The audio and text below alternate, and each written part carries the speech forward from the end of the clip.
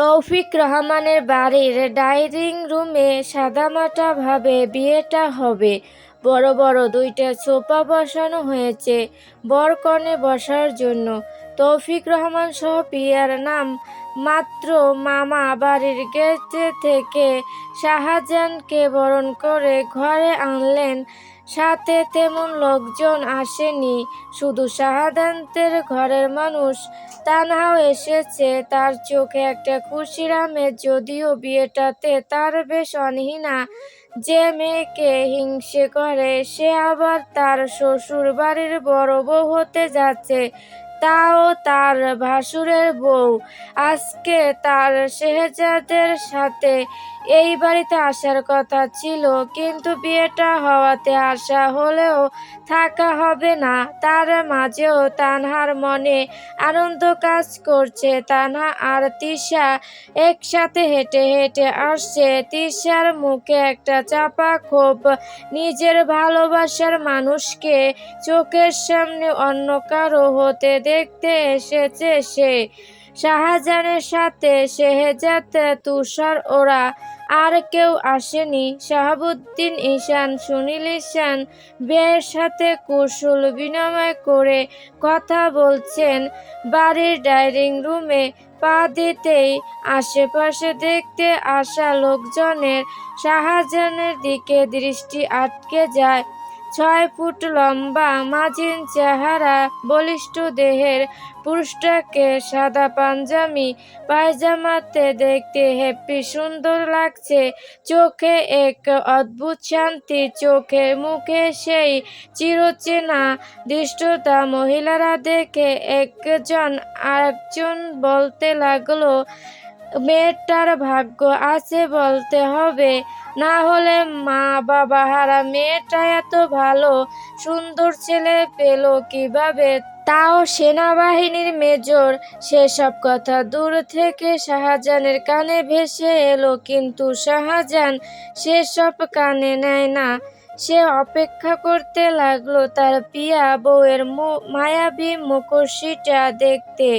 Dining রুমে কিছুটা কোলাহল। ইতিমধ্যেই আয়েশা রহমান ডাইনিং টেবিলে আয়োজন করা হরেক রকমের খাবার সাজালেন। যারা আসলো তাদের খাবারে কোনো কমতি রাখতে দেননি তৌফিক রহমান। সবার খাওয়া দাওয়ার কাজ চুকিয়ে এবার বিয়ে পড়ানোর কাজ শুরু হবে। তিন্নি পিয়াকে রুম থেকে বের করে আনলো হাত ধরে। পিয়া নিচের দিকে তাকালো। পিয়াকে আসতে দেখে শাহজাহান বসা থেকে উঠে দাঁড়ালো। এক দৃষ্টিতে তাকিয়ে থাকলো সে পিয়ার দিকে। কত সিনগন্ধ অপরূপা লাগছে তার পিয়া বউকে এই সাদামাটা হালকা সাজে। কিছুক্ষণ পরই মেয়েটাকে সে নিজের করে নিবে, এটা ভাবলেই শরীরে কেমন একটা শিহরণ বয়ে যায়। পিয়াকে এনে শাহজাহানের পাশে বসানো হলো। সে শাহজাহানের দিকে এক পলক তাকাচ্ছে না পর্যন্ত। তার মুখে নার্ভাসের ছোঁয়া। সবাই তাদের দিকে তাকিয়ে আছে, পিক তুলছে। ইতিমধ্যেই কাজী সাহেব এসে বিয়ে পড়ানো শুরু করলেন। সবাই উপস্থিত হলেন সেখানে। কাজী সাহেব বিয়ে পড়ানোর সময় বললেন, আলহামদুলিল্লাহ, সব প্রশংসা আল্লাহর জন্য। আমরা আজ এখানে সমবেত হয়েছি আল্লাহর নির্দেশিত পথে দুটি বন্ধনকে একত্রিত করতে। শাহজাহান, তুমি কি পিয়াকে তোমার বৈধ স্ত্রী হিসেবে গ্রহণ করতে রাজি আছো? তাহলে কবুল বলো বাবা। শাহজাহান সাথে সাথে পিয়ার দিকে পলক ফেলল। মেয়েটা নিচের দিকে তাকিয়ে আছে, মাথায় লাল দোপাট্টা দেওয়া, যার কারণে পাশ থেকে পিয়ার মুখটা ভালোভাবে দেখা যাচ্ছে না। কিছুক্ষণ দম ফেলে গম্ভীরতা লুকিয়ে মুগ্ধতা নিয়ে পরপর 3 বার কবুল বলে দিল শাহজাহান। তিশা এখানে দাঁড়িয়ে নেই, সে বাহিরে গিয়ে দাঁড়িয়েছে। কেন যেন এসব দেখতে ইচ্ছে করছে না তার। সে সময় হলে শোধে আসলে সব উসুল করবে। এই মেয়েটাকে পদে পদে জ্বালিয়ে ছাড়বে। তিশার মুখে প্রতিশোধের ছোঁয়া। শাহজাহানের মুখে কবুল শব্দটা কর্ণগোচর হতে পিয়ার বুকটা হালকা কেঁপে উঠল। লোকটা আজ থেকে তার স্বামী ভাবতে পিয়ার মনটা কেমন যেন করে উঠল। পিয়ার ভাবনার মাঝেই কাজী সাহেব বললেন, পিয়া মা, তুমি কি শাহজাহানকে তোমার বৈধ স্বামী হিসেবে গ্রহণ করতে রাজি আছো? থাকলে বলো কবুল। পিয়ার গলা দিয়ে কবুল শব্দটা বের হচ্ছে না যেন। প্রায় 3 মিনিট হয়ে এলো, পিয়া এখনো কবুল বলছে না। শাহজাহান পিয়ার হাত চেপে ধরলো। এতে পিয়া শিউরে উঠল। সে এক পলক তৌফিক রহমানের দিকে তাকায়।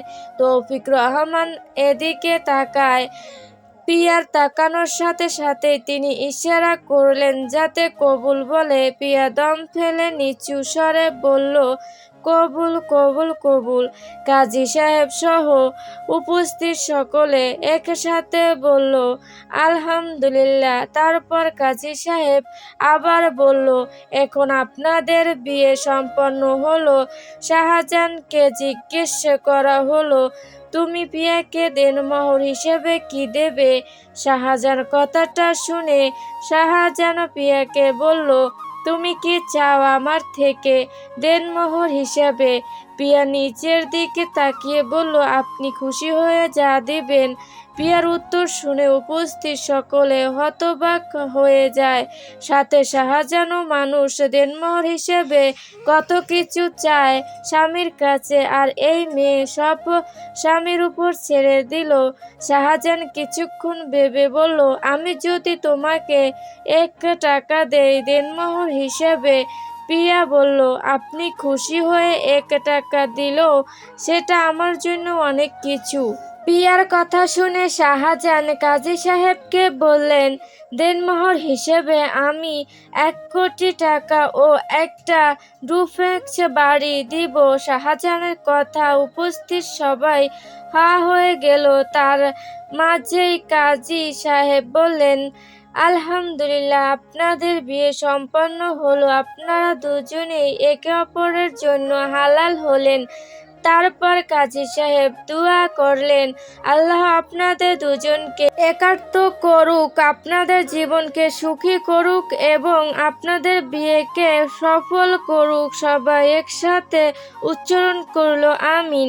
ডাইনিং রুমে উপস্থিত সবাই হাত তুলে দোয়া করলেন।